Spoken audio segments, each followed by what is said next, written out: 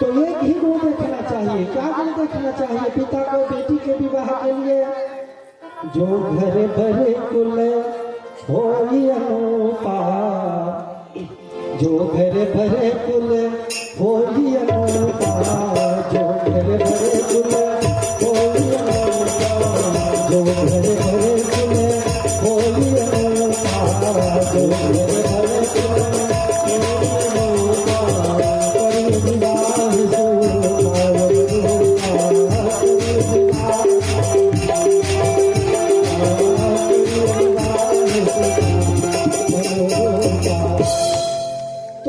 बिटिया के हिसाब से दुल्हा भी सोचना चाहिए, देखना चाहिए।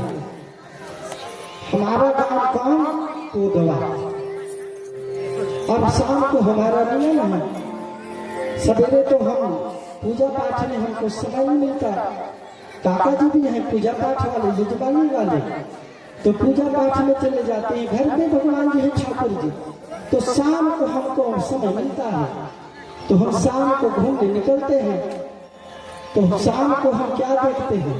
दाढ़ी से, लोग उसको मंदिर बोलते हैं, एक जगह है उसको, और साइकिल में आते हैं तो उनको दूर से देख करके ना हम पाई से भी दूर चले जाते हैं। अरे भैया कहाँ से आ रहा है? मंदिर से पता चल जाता है, दाढ़ी में एक मंदिर वहीं से आ रहा है। और कभी कभी वो फ्लाक से भी हमारे सामने गिर जाता है, तो नहीं लगा तो नहीं भैया, तो गीत गाता है। क्या गीत गाता है? इस दिल के टुकड़े हजार हुए, कहीं यहाँ गिरा कोई वहां गिरा, नहीं भैया हम ही बाज गए। तो ऐसा कोई अपने बच्ची के लिए ऐसा दमाम नहीं चुनना चाहिए। तो मैया जी ने ये गुण देखा, बहुत से गुण देखे, तो उसी गुण को देख करके मैया जी ने खत लिख दिया। तो कुमारी रुक्मणी कह रही है, ठीक है आप सोचोगे कि प्रेम विवाह है, पसंद विवाह है, बात करके विवाह है, तो दहेज का देगी, कुछ नहीं मिलने वाला। तो दहेज बिना भगवान, मैंने गौ का सेवा किया है, महात्माओं की सेवा किया है, गुरु महात्माओं की सेवा किया है, मैंने तुलसी की सेचन किया है, एकादशी आदि अनेक व्रतों को किया है। ऐसे सुंदर धर्म कर्म रूपी दहेज में मैं सत्कर्म आपके चरणों में दहेज रूपी भेंट अर्पण कर दूंगी। एक बात और, आप चाहोगे कि वरण करने हरण करने आएंगे आप, तो झगड़ा लड़ाई होगी, तो ऐसा बिल्कुल नहीं करना। हमारे कुल में एक परंपरा है, जब शादी होती है ना तो कुमारी कन्या विवाह करने जाती है, विवाह होता है ना, शादी होती है तो गौरी मंदिर में जाती है वो पूजा करने के लिए, तो वहीं चले आना। और मैं अपने सखी सहेलियों के साथ में रहूंगी, कोई झगड़ा मार काट भी नहीं होगा, वहीं मिलना। और ऐसा ना हो शेर की भाग कहीं सियार लेकर चला जाए, आप सिंह हैं और वो शिशुपाल गीदड़ है, चाहो न चाहो, आना नहीं आना आपकी मर्जी। मैं तो आपको मन वचन से पति बनाने का निश्चय कर लिया है। आप इस जन्म में नहीं आए तो क्या हुआ, जितने जन्म लूंगी हर बार आपको ही पति बनाने का निश्चय करूंगी। इस जन्म में ना सही 1000 जन्म लूंगी, कभी न कभी तो अपनाओगे। आपकी कुमारी रुक्मणी जैसे ही महाराज ने पत्र को पढ़ा तो कन्हैया जी कहने लगे, कन्हैया ने कहा, अरे ब्राह्मण देवता, जो हाल इधर है वो हाल इधर भी है। महाराज ने कहा, क्या हाल है आपकी वो भी बता दो। तो कन्हैया द्वारकाधीश कहने लगे, तथा हम तच्चित्तो मित्रांचल लभे निशिन। क्या बताऊं ब्राह्मण देवता, जब से मैंने भी राजकुमारी रुक्मणी के बारे में सुना है, मुझे मेरा भी मन उसी में लगा रहता है। कभी कभी तो पूरी रात उन्हीं के चिंतन में, जागरण में पूरा रात बीत जाती है। महाराज कहने लगे, जब दोनों तरफ एक ही बात है प्रभु तो जल्दी चलिए ना। द्वारकाधीश ने कहा ठीक है। 4 घोड़े को बुलाए और रथ को तैयार किए, ब्राह्मण देवता को बिठाए और स्वयं भगवान बैठे और जो रथ को हाके। दाऊद भैया बलराम ने देखा सायं की समय हो गई, अरे द्वारकाधीश कहाँ चल उठे, भागे खड़े हुए। तो सेवकों से कहने लगे अरे तुमको कुछ मालूम है क्या? सेवक कहने लगे हमको तो कुछ नहीं मालूम, एक महाराज जी आए थे। अच्छा कहाँ से आए थे? बिहार प्रदेश से आए थे। अच्छा एक ब्राह्मण देवता आए थे, तो हमको सब आगे की बात मालूम है, भीष्म जी की बेटी का विवाह है, हमको निमंत्रण मिला नहीं है, नहीं तो पत्र आई रहती। ये जो कन्हैया द्वारकाधीश गया है ना, दाल में जरूर काला है। तो सब सेवक कहे क्या करें? अरे चलो जल्दी तैयारी करो, सब बराती बनो। और भगवान ने चाहा तो बहू लेकर लौटेंगे। चतुरंगी सेना लेकर के जाओ भैया गए और उधर गौरी भैया रुक्मणी सोच रही है कि महाराज वहां पहुंचे होंगे कि नहीं। और पहुंच गए तो द्वारकाधीश इस शादी के लिए तैयार हुए हैं कि नहीं। अनेक बातें मन में हैं, मेरे भाग्य ही मन में है, मेरे लिए तो भगवान भी विपरीत है। और ठीक उसी समय उस ब्राह्मण देवता का आगमन भीतर हुआ और हाव चाल से ही पता चल जाता है कि काम बना के आया है कि बिगाड़ के आया है। मुस्कुराते हुए ब्राह्मण को देखती है, तुम्हारी रुक्मणी प्रसन्न हो गई। क्या हुआ महाराज? अरे देवी चिंता न करो, उसी द्वारकाधीश को लेके आया हूँ, बाहर में खड़ा है। प्रसन्न हो गई रुक्मणी मैया। और उधर बैंड बाजा लेकर के शिशुपाल भी आया है, वो बाजा भी बजने लग गया। और इतने पर जैसे ही बाजा बजा तो सबसे बड़ा बेटा है रुक्मी अपने पिताजी से कहने लगा पिताजी उस दिन तो कुछ पूजा पाठ हुई नहीं, सब पूरा तैयारी करो। तो आगमनी करने पिताजी गए ना, तो रास्ते में कन्हैया से द्वारकाधीश से भेंट हो गई। तो द्वारकाधीश को लेकर के भीष्म कहने लगे बहुत अच्छे समय में आए द्वारकाधीश। तो न जानते हुए कन्हैया नामक द्वारकाधीश को कुछ पता नहीं, क्या कुछ उत्सव है महाराज? विद्या की शादी है द्वारकाधीश, आप भी अतिथि बन के आए, बहुत भाग्य हमारे, चलिए चलिए हमारे महल में, आपका बहुत स्वागत है। तो स्वागत करते हुए जो लेके आए हैं, तो वहां की नरनारियां विदर्भ प्रदेश के वो देखे, तो द्वारकाधीश की रूप लावण्य को देखे, तो सब आपस में चर्चा करने लगे, ये देश की इस गांव की भाग्य खुल गया, इतना बढ़िया प्यारा सुंदर दुल्हा आज तक कभी नहीं आया।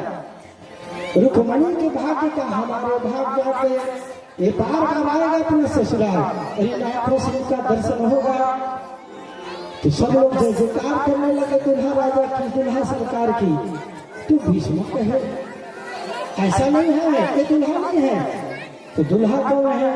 वो जब समय सो रहा है, तो जितने माता थी वहां की सब दुखी हो गई, रोने लगी। और सब लोग कहने लगे, अपना सुख मनाने लगे। माता लोग कहने लगे हे दुर्गा मैया आपकी पूजा किए हैं, किसी ने कहा है गौ माता आपकी पूजा तुलसी माता के, आज एक ही फल चाहती है, ये जो छोरा है ना सावला सलोना, यही रुक्मणी को पति मिलना चाहिए। अब जो हो हल्ला चल रहा है, मच रहा है, तो किसी सेवक ने जाके बताया शिशुपाल के, अरे शिशुपाल तो यहाँ जीवनाश्रम में सो रहा है और वहां ना द्वारकाधीश आया हुआ है और सब लोग ना उसी को दुल्हा बना करके सब पागल हो रहे हैं। तो जैसे ही उसने जरा समझ लिया तो उसने सुना ये क्यों आया है, दाल में जरूर कुछ काला है। शिशुपाल ने कहा उससे डरने की क्या बात, वो भगवान वाला क्या कर सकता है। सब सैनिक आए थे, बड़े बड़े मित्र आए थे। उसने कहा देख शिशुपाल तेरे शादी में ना ये लड्डू खाए भले नहीं आया, समय पड़ने पर उसे लड़ेंगे भी। सब लोग अपने हथियार लेकर के चल पड़े और उधर रुक्मिणी मैया अपना सुंदर श्रृंगार कर रही है और सुंदर मैया जी का श्रृंगार हो रहा है। बोले वृंदावन बिहारी लाल की जय, कृष्ण कन्हैया लाल की जय। आइए, रुक्मिणी मैया का 16 श्रृंगार हो रहा है और 8 माता बंधु लोग भी ताली की सेवा करते हुए मैया जी के श्रृंगार में सब लोग साथ देंगे। वो रुक्मिणी रमण भगवान की जय। ऐसे बर को क्या करूं जो जन्मे और मर जाए, बर करियो गिरधर लाल को चुन लो अमर हो जाए। सभी लोग मैया जी का दिव्य श्रृंगार हो रहा है। ओ मेरी सखियों मुझे मेहंदी लगा दो, ओ मेरी सखियों मुझे मेहंदी लगा दो, ओ मेरी सखियों मुझे मेहंदी लगा दो, ओ मेरी सखियों मुझे मेहंदी लगा दो, मेहंदी लगा दो मुझे कैसी सजा दो, मेहंदी लगा दो मुझे सुंदर सजा दो, मुझे श्याम सुंदर की दुल्हन सजा दो, मुझे श्याम सुंदर की दुल्हन बना दो, मुझे श्याम सुंदर की दुल्हन बना दो, मुझे श्याम सुंदर की दुल्हन बना दो। आओ मेरी सखिया मुझे मेहंदी लगा दो, आओ मेरी सखिया मुझे मेहंदी लगा दो, मेहंदी लगा दो मुझे कैसी सजा दो, मेहंदी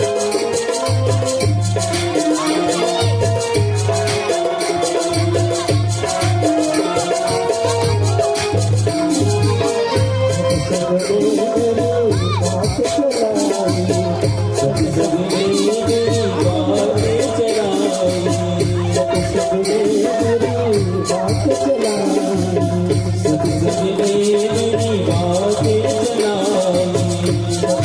दो मुझे ऐसी सजा दो,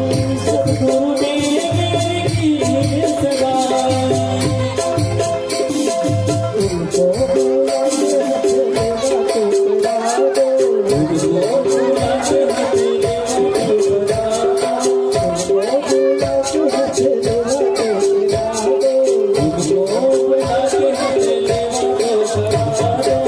दो, मुझे श्याम सुंदर की दुल्हन बना दो।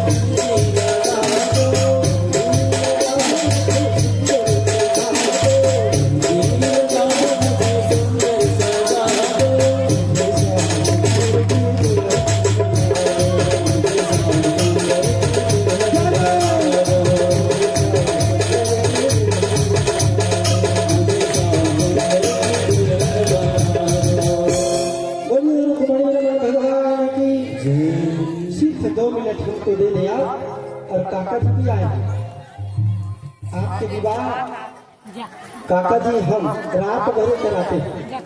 आजकल ऐसी प्रथा चल पड़ी है तो भगवान की भी बात थोड़ी देर प्रतीक्षा भी करो।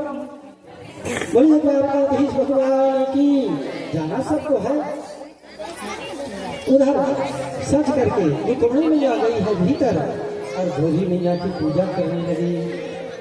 जय जय गिरिधरे राधे किशोरी, जय महेश चंद्र चकोरी, जय जगदलखना माता, जगत जननी दामनी दुति गाता, नहीं तवारी मत अमित प्रभाव दिव्य स्तुति किया है गौरी मैया की। मैया रुक्मिणी ने और जैसे ही पूजा करके बाहर निकली तो क्या देखती है? चिट्ठी में लिखी थी कोई ना होगा, चारों में सैनिक है और क्या होगा। और गजगामी की चार में जैसे ही रुक्मिणी मैया बाहर निकली तो सैनिक घेरे हुए हैं और मैया के चार को देख करके सैनिक कहने लगे, देखो इसके घुंघरालू, इसके हिलते हुए बाल को देखो कितने सुंदर है। किसी ने कहा इसके पैर के झुमकार को देखो, किसी ने कहा इसकी साड़ी को देखो। सब बहुत हो गए रुक्मिणी मैया के रूप लावण्य को देख करके। मैया सोचने लगी, इतने लोगों में मैं कैसे पहचानूंगी कि मेरा चित्त चोर कौन है। लेकिन नहीं, वो लाखों में करोड़ों में कोई एक होगा, जरूर पहचान जाऊंगी। सबकी निगाहों को देखते देखते ये सोच रुक्मिणी मैया ने जो ही भगवान के आंख से आंख टकराई तो मैया ने कहा द्वारकाधीश ने, हम ही हैं, आ गए हैं। तो रुक्मिणी मैया मुस्कुरा दी और जो सैनिक के बसे जो बचे होश थे वो भी उड़ गए। भगवान द्वारकाधीश पास में आ गए। रुक्मिणी मैया के हाथ को हाथ में ले लिया, पानी ग्रहण कर लिया, रथ में बिठा लिया, रथ को जो भगाए तो सैनिक ने बोले, अरे यहाँ आए थे किसी काम के लिए आए थे। एक ने कहा आए तो थे कुछ काम से, लेकिन किस काम से आए थे? तो पूर्ववासी गोपियों ने कहा, सखी सहेलियों ने कहा, ऐसा लगता है ना भांग ज्यादा चढ़ा के आ गए हो। तब एक ने कहा, अरे रुक्मिणी की रक्षा करने आए थे। तो चिल्लाने लगे, दौड़ो भागो पकड़ो। आके शिशुपाल से कहे, आपके होने वाली जो पत्नी थी उसको द्वारकाधीश से आके लेके भाग गया, रोने लग गया। तो जरासंध ने उसको समझाया तो उसको बड़ी ताकत आ गई। जैसे ही घेराबंदी कर रहे थे सैनिक लोग, उधर से दाऊद भाई आ गए, साफ को मार पीट के भगा दिए। सबसे बड़ा भाई है रुक्मिणी का रुक्मी, उसने संकल्प किया, प्रतिज्ञा किया, अपने बहन को लौटा के नहीं आया सका तो यहाँ नहीं लौट के नहीं आऊंगा। जाकर के युद्ध हुआ कन्हैया के साथ, और देखते ही देखते कन्हैया ने उसको बंदी बना लिया और उसको जगह जगह मुंडन कर दिया। थर-थर कांपते हुए रुक्मिणी कहने लगी हाथ जोड़ के, प्रभु मीना, ये मेरे भैया हैं, भले बुरे जैसे सही मेरे सामने, मेरे आंखों के सामने इनकी हत्या तो न कीजिए, और अपनी भाभियों को मैं धन्य रूप में, विधवा रूप में देखूंगी तो अपने आप को कभी न माफ कर सकूंगी। द्वारकाधीश ने कहा, अरे देवी चिंता क्यों करते हो, नया नया रिश्ता नाता बना है, तुम्हारा भैया है तो हमारा भी तो कुछ रिश्ता होगा। भगवान ने कहा, सारी खुदाई एक तरफ तो जोरू की भाई एक तरफ, मुंडन कर दिया। द्वारकाधीश जैसे ही गाँव भैया आए नाटे, रे कन्हैया कब से नाव गुरु की काम शुरू कर दिया, ऐसे व्यवहार करेगा तो कौन तुमसे नाता रिश्ता जोड़ के बना के रखेगा। और रुक्मिणी मैया को कुछ धैर्य बंधा और वो रुक्मी लौट के नहीं आया, दूसरे देश में वो नया राज्य बना करके रहने लग गया। और रुक्मिणी मैया को लेकर के द्वारकाधीश भगवान आए हैं द्वारकापुरी पर, और सुंदर रुक्मिणी मैया और द्वारकाधीश को लक्ष्मी नारायण के रूप में देख करके द्वारकापुरवासी बड़े प्रसन्न हुए और सुंदर विवाह संपन्न हुआ। बोलिए द्वारकाधीश भगवान की, रुक्मिणी रमण भगवान की। तो भगवान के प्रथम विवाह आज संपन्न हुए, और भाग्य से, आप सबके भाग्य से, भागवत की कृपा से, जजमान के उनके भाग्य, मेरे भाग्य और भगवान की कृपा, द्वारकाधीश की आशीर्वाद कृपा कहा जाए कि मेरे परम सम्मानी, मेरे गुरु, मेरे पिता तुल्य, मेरे काका जी का सुंदर सुहागमन हुआ है और इस विवाह की महिमा बढ़ गई। तो मैं उनको सादर निवेदन करूंगा कि आप आगे के जो करना है, हमने तो विवाह संक्षिप्त में जैसा बना करा दिया, आगे के कार्य आपके ऊपर है काका जी। बोलिए वृंदावन बिहारी लाल की, द्वारकाधीश भगवान की।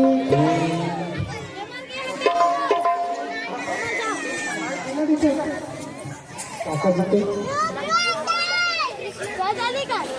भगवान के विवाह है और सभी लोग यथास्थान बैठे रहे। इस क्षेत्र के परम विद्वान, जिसके कारण इस क्षेत्र की महिमा है, गरिमा है, वो आपके मध्य में बीच में विराजमान है। आप सभी लोग हमारे परम पूज्य काका जी को सुने।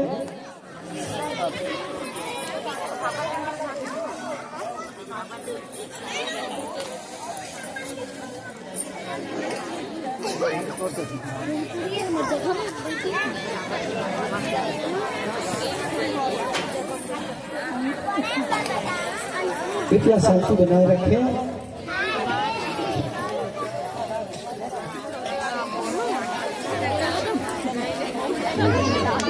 आवाज बढ़ाओ।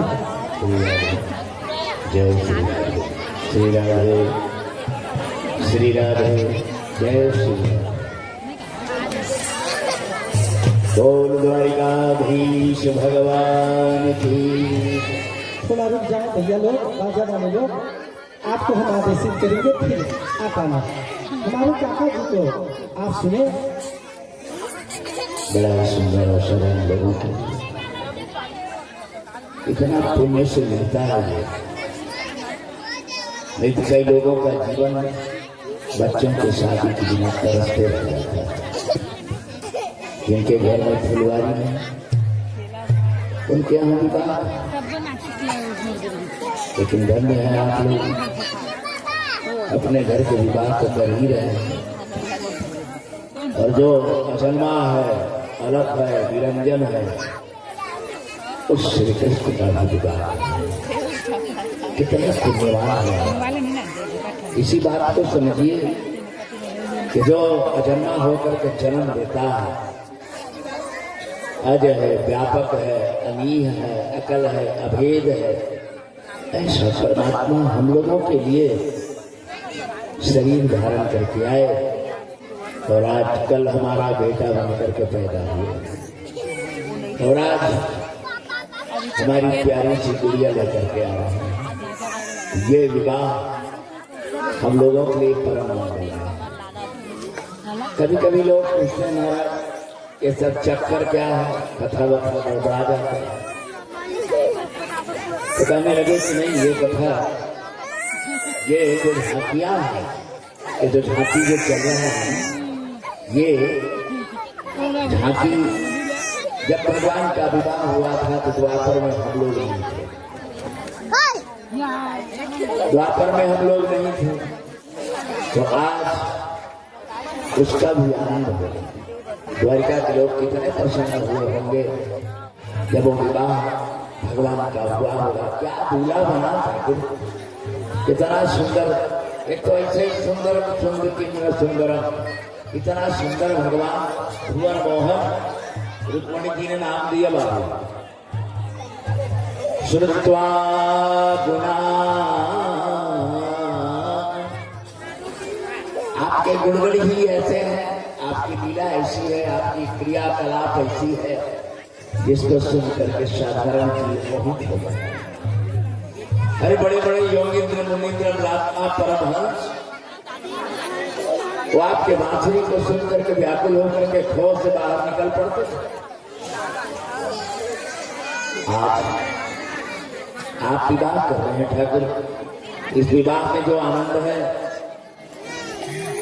भगवान का विवाह रुक्मणी के साथ। रुक्मणी जी, बाबू ने बढ़िया बात बताया। रुक्मणी ने कहा ब्राह्मण से ब्राह्मण देता, ये मेरी पत्र नहीं है, क्या है, चिट्ठी लिख करके दे रहे हो, तो कहीं मेरा प्राण है, मेरा सर्वस्व है। एक बात लगता है कि भगवान तक पहुंचाने के लिए ब्राह्मण या गुरु ही समर्थ हो सकते हैं। आपकी आवाज को, आपकी पुकार को, आपकी प्रार्थना को ब्राह्मण देवता, आपका आचार्य, आपका गुरु, यही भगवान तक पहुंचा सकते हैं। तो वही विदर्भ देश की राजकुमारी महारानी रुक्मणी ने दिखाया, एक ब्राह्मण, बिल्कुल निपट ब्राह्मण, सुदैव ब्राह्मण जाकर के भगवान को, ये पावर है, ये सामर्थ्य है भगवान का। तो ऐसे दिव्य लीला कथा में आप सब विराजमान हैं। निश्चय करके आपने पूर्व जन्म में बहुत अच्छा पुण्य किया है जो अपने आचार्य के मुख से कथा सुना। अन्य के मुंह से 1 गुना,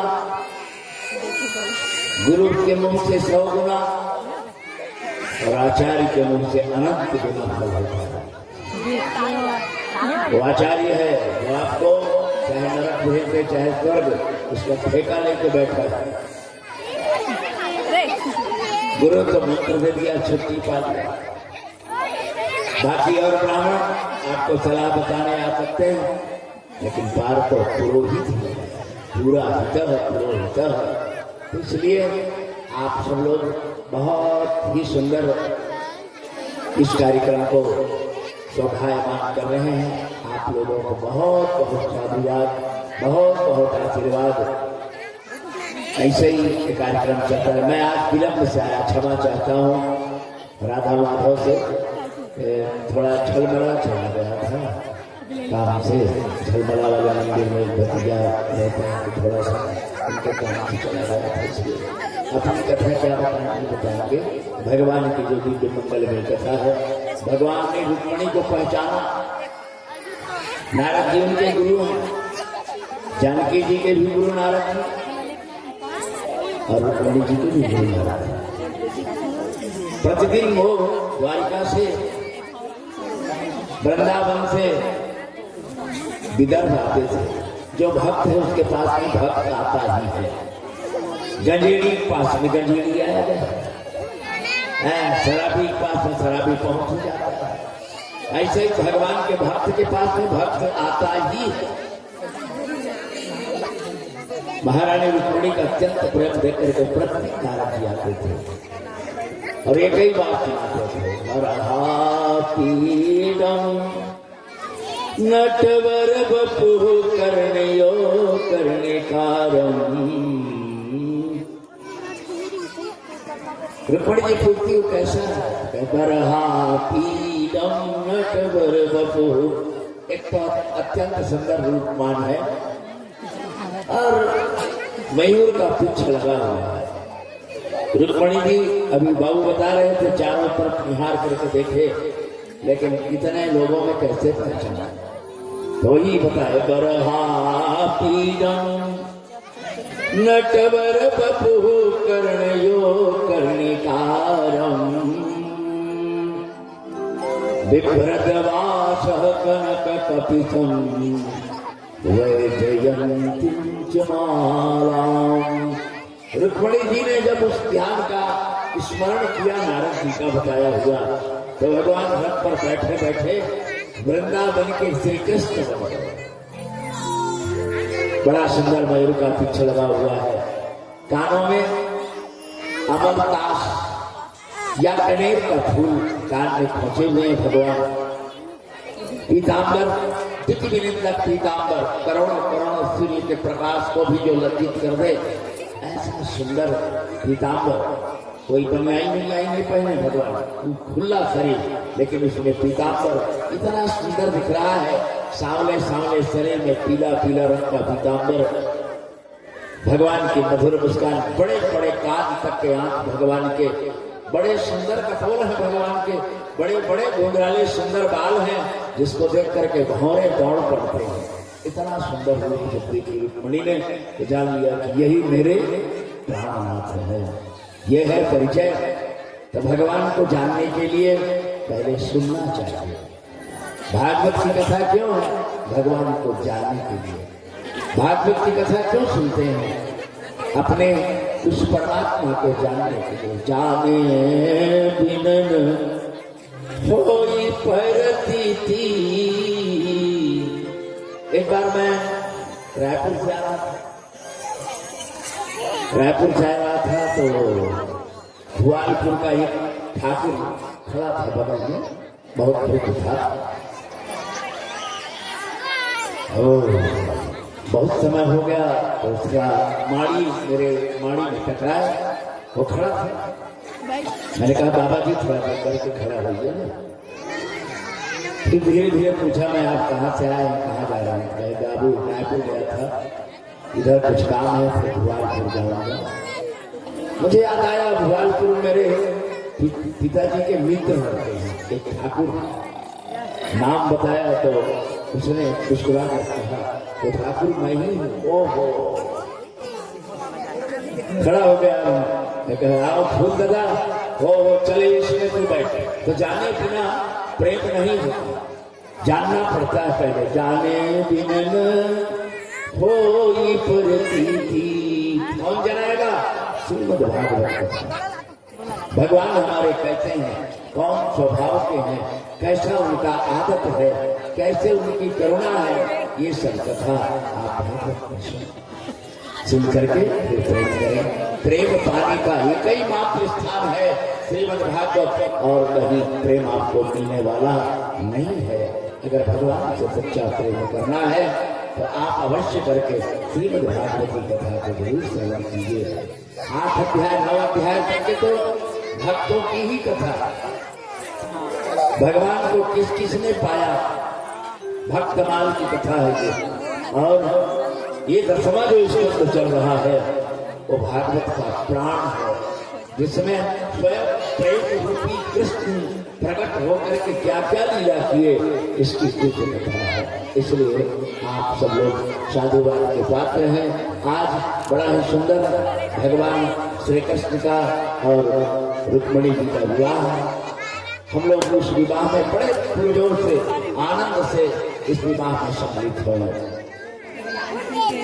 बड़ा ही सुंदर अवसर है। अधिक कुछ न कहते हुए, समय को देखते हुए आप सब लोग बड़े प्रेम से श्री कृष्ण जी का आवाहन करें। बाजा गाजा के साथ 2 क्षण भगवान नाम और उसके बाद फिर मेरु राधा रमन गिरधारी गिरधारी श्याम बनवारी मेरो राधा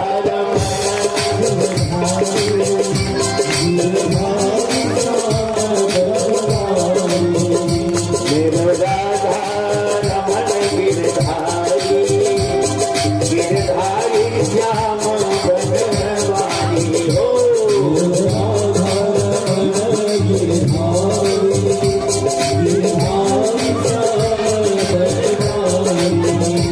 गिरधारी श्याम बनवारी